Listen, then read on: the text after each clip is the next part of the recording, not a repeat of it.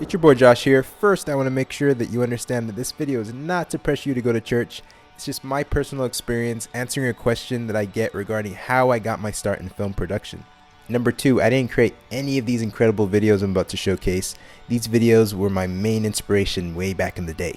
How's it going, guys? Josh here, aka Olufemii, and this is my bro, Neal Johnson. Neal's one of my best friends here in Los Angeles. This video is going to be crazy cool, guys. This video is going to be about how we learned filmmaking in church. Right.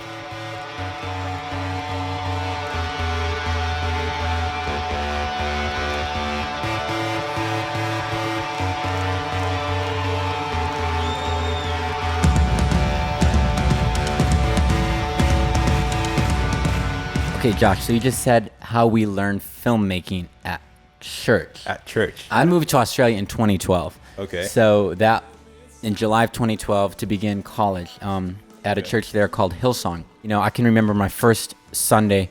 I flew into Sydney, got there like, 8, 9 a.m. in the morning after a 15-hour flight, walked into church, and I was blown away because there's a big old crane flying around. Okay. There's 6 different cameras with camera operators, and there's 2 massive screens on either side of the room with then a center screen behind the speaker with all kinds of images being projected and live coverage of praise and worship, and come to find out it's being streamed all around the world.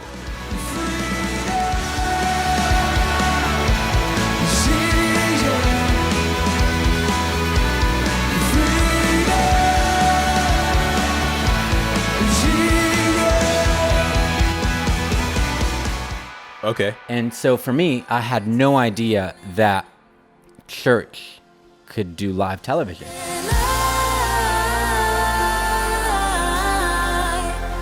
I get lost in your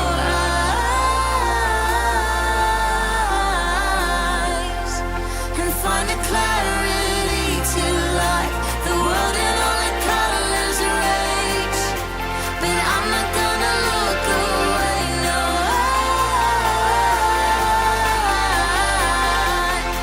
I get lost in your eyes.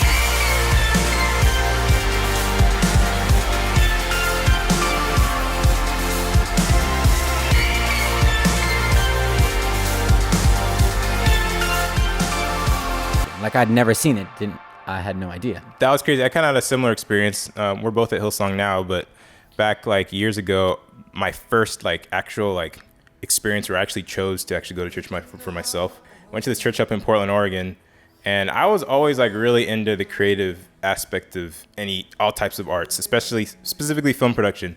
And I realized I was getting access to a bunch of really cool pieces of equipment that none of my other friends were getting access to. As far as this was back when Final Cut 7 was the thing, but it was kind of pricey. You didn't really have access to it unless you kind of bummed it off of a company or a friend or the internet. And so I was basically learning how to do production and post-production and live production every week. Yeah. Literally, it was crazy. I moved to Sydney, and I had never seen the inside of a TV control room. And I remember the first time I walked in and seeing all of the screens with images and multiple camera feeds, and you have a director, and you have 2 CCU operators, and you have a producer, and you have a graphics operator, and you have an iMag console, and then you have production sound next to you. You have all of this going on, and I was so confused. I didn't even know who was doing what. So I went from never seeing the inside of a TV control room to 2 years later directing Hillsong Conference, in the Sydney Olympic Center, the Alphonse Arena in the heart of Sydney. This is my soul. This is my soul. How great your love is. How great your love is. This is my soul. And I think that's just testament to say that, you can learn so much when you're around people doing it. One of the reasons I went to Australia in the first place is because their educational system is very practical, hands-on. And what I learned is that it's not theory, it's very much practice. the eternal conversation between creator and creation. By his breath, the infinite and infinitesimal all became. By his word, all held together. You know what's really cool too? One thing that I've learned is like you're getting this industry experience that you can use outside in the real industry, in the real world. But there's so much grace as far as the learning process. Like you don't You're you don't get screamed at. Yeah. You're a volunteer. Everyone is a volunteer, I guess. Like almost everyone. For the most part. For the most part. And it's like you learned how to use all these complex systems and pieces of equipment, and people are nice to you the entire way. If you mess up, it's okay. It's cool. Yeah. There's so much grace. That's bigger. That's a bigger aspect than you may think as far as the learning experience. Ties the senses. To stop seeing, hearing, feeling it all. Because we just can't see, hear, and feel it all.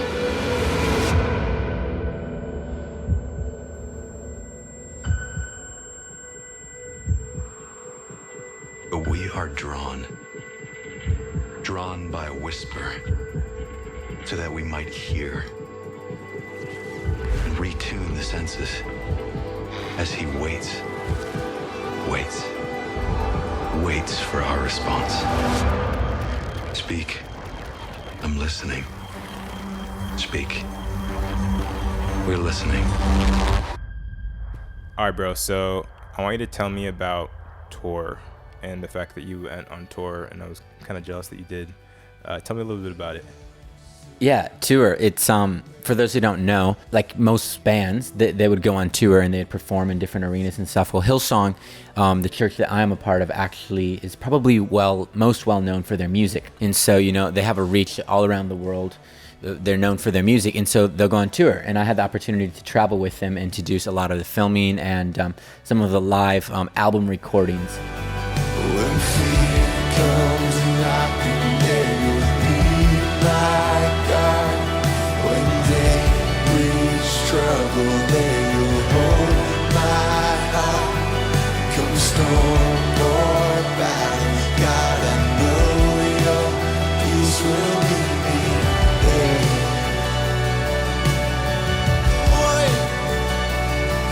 Again and again and again and again.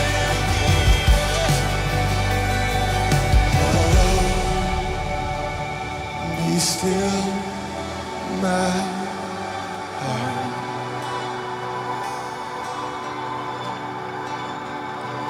For I know that you are God.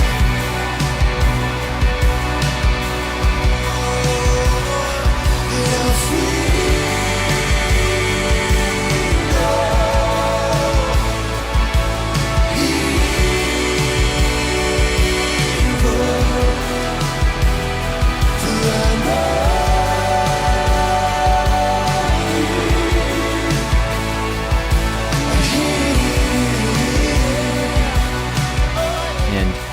What's incredible is they'll come in, they'll sell out stadiums like the Forum, they'll sell out stadiums, anywhere they go, and people can come and see that and think, wow, like this is amazing, like look at all the lights, look at all the fancy equipment and stuff, and like that's awesome, but like that's tour. But the reality is in 50 weeks out of the year, you're not on tour. You're creating videos with your 5D Mark II to play for church. You're not shooting on Red. You don't have 18 cameras and doing a live broadcast mix. Like it's glamorous, and you have this glamorous side to it, but then you have this very real side to filmmaking, to just using what you have, what's available. Something else that's interesting I noticed is how much of the crew is volunteer. So say you do get like a big, Ari or a Red, a lot of the time it's just someone volunteering their own equipment. Yeah, very often. And it's just a culture. Like the culture of we're going to do whatever it takes to make this awesome. There's a culture of excellence within our church. There's a culture of doing the most we can with whatever resource we have available. It's that principle they always say, like use what's in your hand to fulfill what's in your heart. And there's times where like you have all of the gear, you have all of that, but I feel like most of the times my life is like, especially in other forms of tech, but as well as film production, always begging for budgets for projects, for conferences, for different, and always being shut down. They always Slashed. say at our church that there's more vision than resource. So what they're saying is like the dream, the idea is always so much bigger than the budget. And if you look at the content that's made, and you think, wow, this is incredible. What you don't know is how that was made with $400.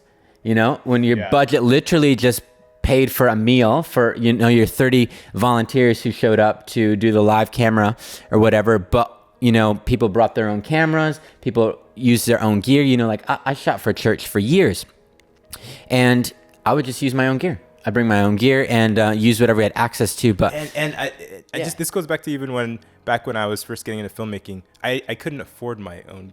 I did not have the money to have my own gear, but there were people that were willing to share their expensive gear, which I did not experience outside the church ever, and for good reason.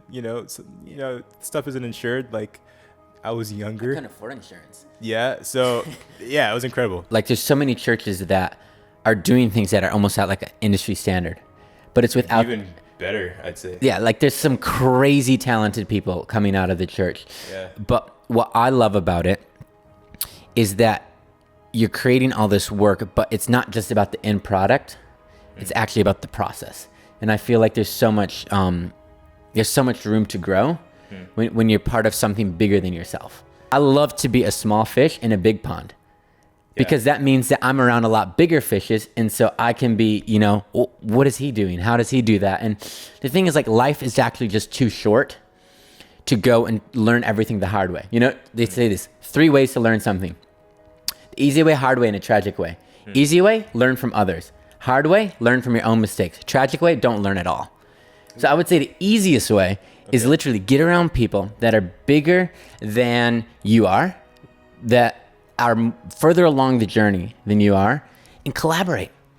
You have something to offer. You have something to bring, and you have so much to learn.